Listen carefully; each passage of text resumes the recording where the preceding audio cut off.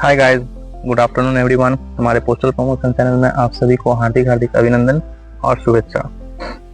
आज हम लोग डिस्कस करने वाले हैं पोस्टल मैनुअल वॉल्यूम 5 के rule 13 offices of exchange of transit bags, foreign post office, सब फॉरेन पोस्ट ऑफिसेस। उसके साथ साथ rule 14 transit sections, rule 15 mail office, rule 15 A corporate mail office और bulk mail centre, rule 15B mass mailing centre, 15C press sorting office PSO। Rule 13 Offices of Exchange, Office of Exchange of Transit Bags, Foreign Post Offices and Sub-Foreign Post Offices।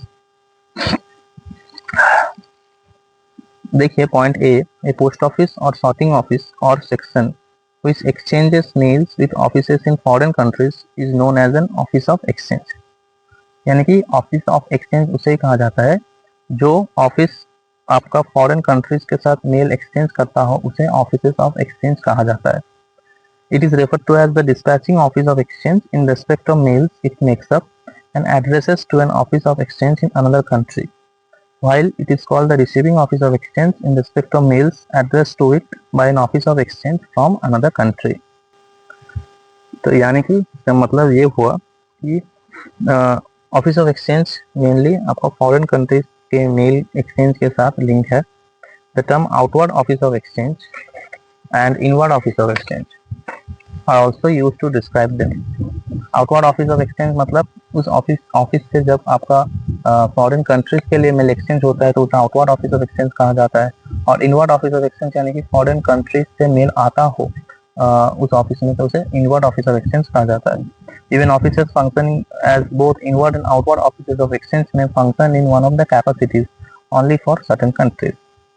Point B, an office of exchange on the border which only receives and dispatches closed bags addressed to or received from other offices of exchange in India is known as an office of exchange of transit।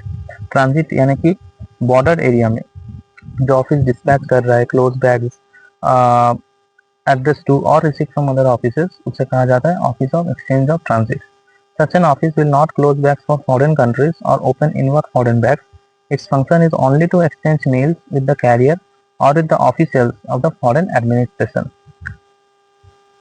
A foreign post office is an office of exchange in which the work of assessment of custom duty on foreign mails is also carried out। Point C।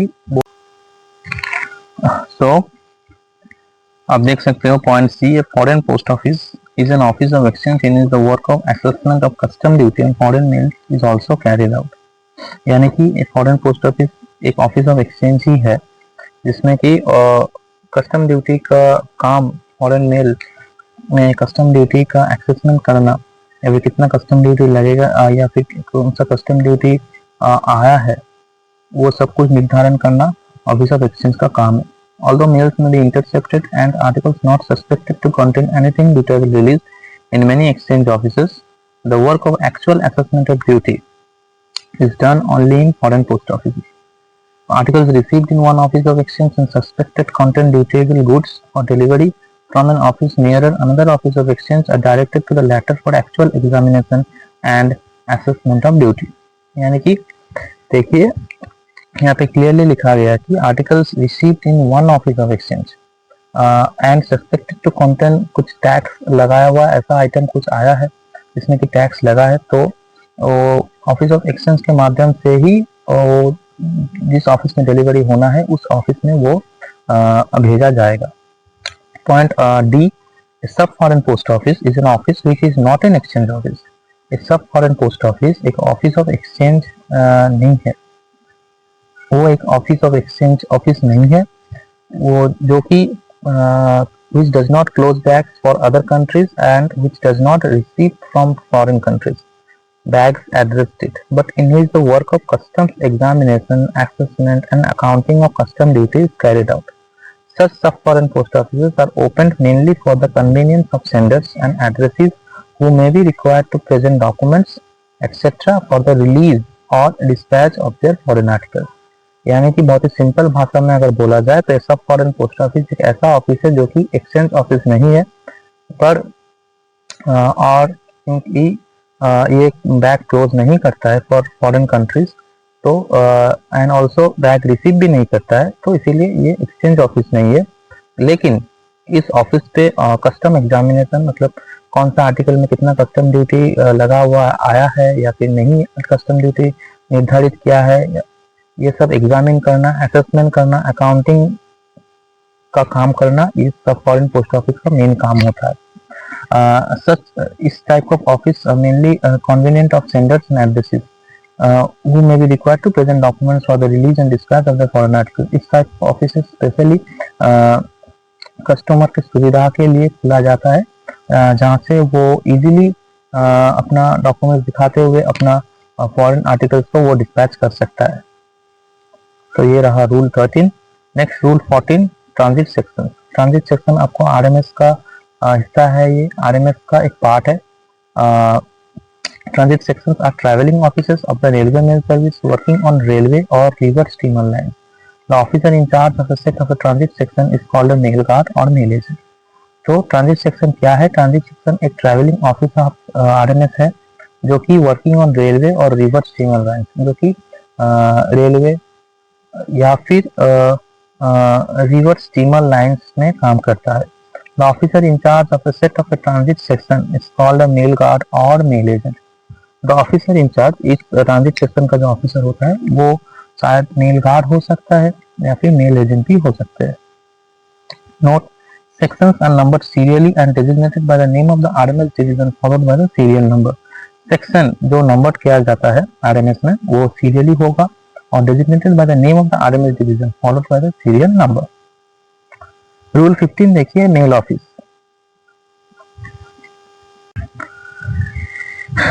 देखिए rule 15 mail office. Mail office क्या है?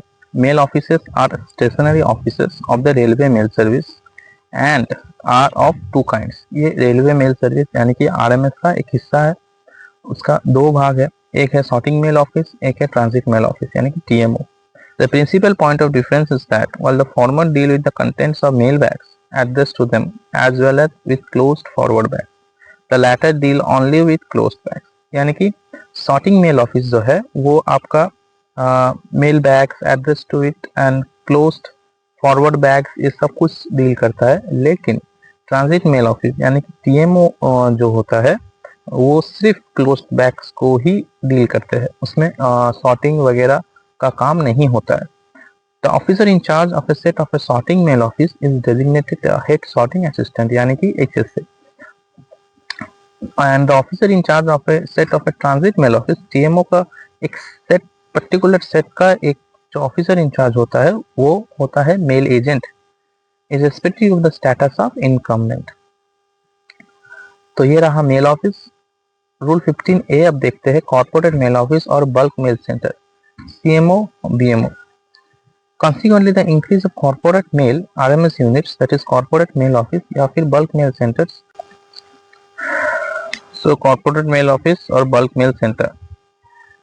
Consequently, the increase of corporate mail RMS units, corporate mail office or bulk mail center are opened in big cities. यानी कि specially corporate sector को ज़्यादा सुविधा देने के वास्ते इस यूनिट को खोला गया है, जो कि वो इजीली कॉर्पोरेट सेक्टर इजीली अपना मेल को काम कर सके. Each bulk mailer, that is a firm which is capable of posting of 5,000 unregistered articles and 250 registered articles at a time is identified a bulk mailer. अभी ये bulk Mailer का definition क्या होगा ये बहुत ही इंपॉर्टेंट है, ये जानना बहुत ही जरूरी है. एक बल्क मेलर उसी को कहा जाता है जो जिसके पास कैपेबल है 5,000 अनरजिस्टर्ड आर्टिकल्स को बुक करने की या फिर 250 रजिस्टर्ड आर्टिकल्स को एक साथ लेके आने की जिस कंपनी में क्षमता है उसी को बल्क मेलर कहा जाता है. This bulk mailers are supplied with customised sorting list. इस बल्क मेलर्स को एक कस्टमाइज्ड सॉर्टिंग लिस्ट दिया जाता है. Bundles are prepared by the bulk mailers as per the customised sorting list. अभी बंडल जो प्रिपेयर होगा इस बल्क मेलर का वो सॉर्टिंग लिस्ट के हिसाब से ही तैयार किया जाएगा. The details of bundles prepared are entered in one invoice which is prepared in duplicate and brought to bulk mail center. तो ये details of bundles prepared are entered in one invoice, एक invoice में enter किया जाएगा जो कि duplicate में preparation करके रखा जाएगा और बल्क मेल सेंटर में वो लाया जाएगा। The officer in charge of the centre verifies bundles received from each bulk mailers with reference to invoice received and group them destination wise for further dispatch. The officer in charge of the centre, यानी कि इस centre का जो officer in charge रहेगा वो हर एक bundle को verify करेगा, उसके साथ वो अपना एक इनवॉइस रिसीव हुआ है उसे और उसके रेफरेंस के तहत पूरा वेरीफाई करेंगे और अपना उसको डेस्टिनेशन वाइज वो सेंड कर देंगे। तो ये रहा रूल 15A। रूल 15B क्या बोल रहा है? मास मेलिंग सेंटर यानी कि MMC। In order to help the customers who are regularly posting maximum number of letters, Department of Post started assistance centers which are called mass mailing centers in bigger cities. ये CMO, BMO, MMC, मास mailing centres, ये सब particularly आपको metropolitan cities में दिखाई देगा, जो कि वहाँ पे वर्कलोड इतना हो जाता है कि कुछ कुछ ऑफिस में थोड़ा वर्क प्रेशर रिड्यूस करने के लिए और कुछ फर्म, कुछ प्राइवेट कंपनीज को लाभ देने के सुविधार्थ में ये सब ऑफिस खोला जाता है। तो मास मेलिंग सेंटर्स क्या है ना? In order to help the customers who are regular posting maximum number of letters, department of post started assistance centres. एक असिस्टेंस देने के लिए ये मास मेलिंग सेंटर खोला गया है। The responsibility of this center is to receive the loose letters, circulars and blank envelopes separately from the customers and help them in writing the addresses, enclose the circulars, letters inside the envelopes and if necessary affixing the postage stamp franking the mail।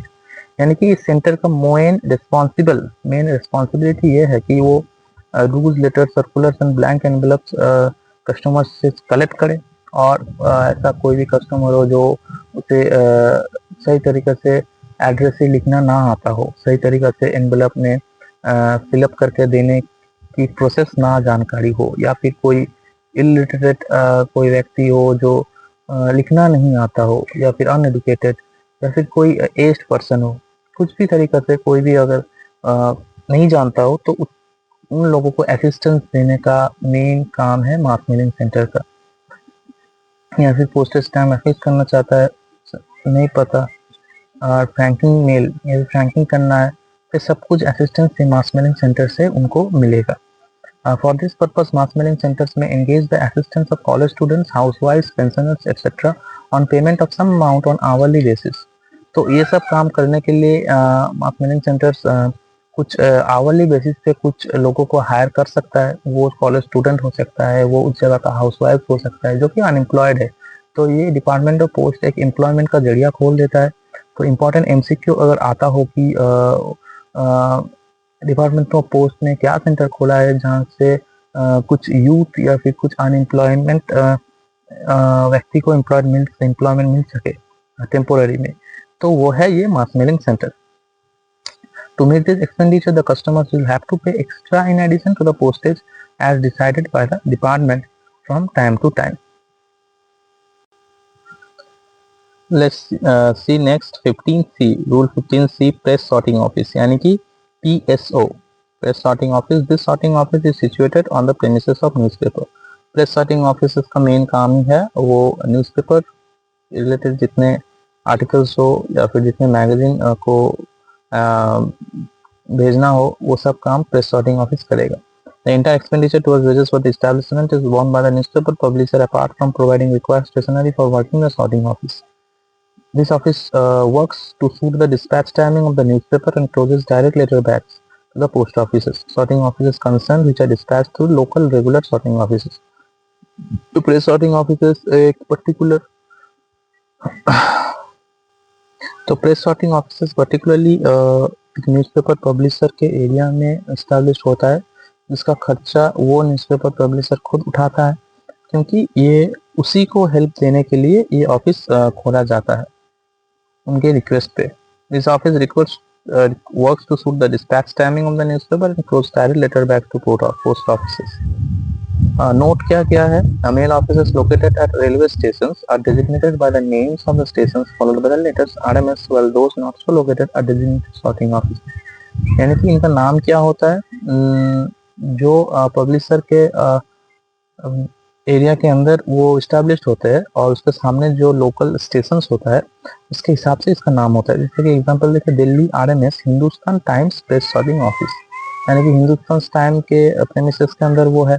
और सामने है Delhi station, तो इसका नाम हो गया Delhi RMS press Hindustan times press sorting offices. तो guys ये रहा रूल 15C। नेक्स्ट वीडियो में हम लोग डिस्कस करेंगे उसके रूल 16 से आगे जितने रूल्स है। तो अगर आपको अच्छा लगा हो और हमारे साथ जुड़े रहना चाहते हो तो please subscribe our channel postal promotion. और अगर फर्दर डिटेल्स में क्लास करना है, पूरे सिलेबस कंप्लीट करना है 2026 का MTS या फिर 2027 का MTS या फिर पोस्टमैन के एग्ज़ाम में आप बैठना चाहते हो तो please text me in my WhatsApp group. इसमें व्हाट्सएप नंबर दिया गया है, इसमें आप टेक्स्ट कीजिए, हम आपको ग्रुप में ऐड करेंगे। वहाँ से आपको डिटेल्स क्लास आपको मिलेगी जो कि आपको एग्ज़ाम क्रैक करने का सुविधा होगा। तो आज के लिए इतना ही, धन्यवाद, जय हिंद।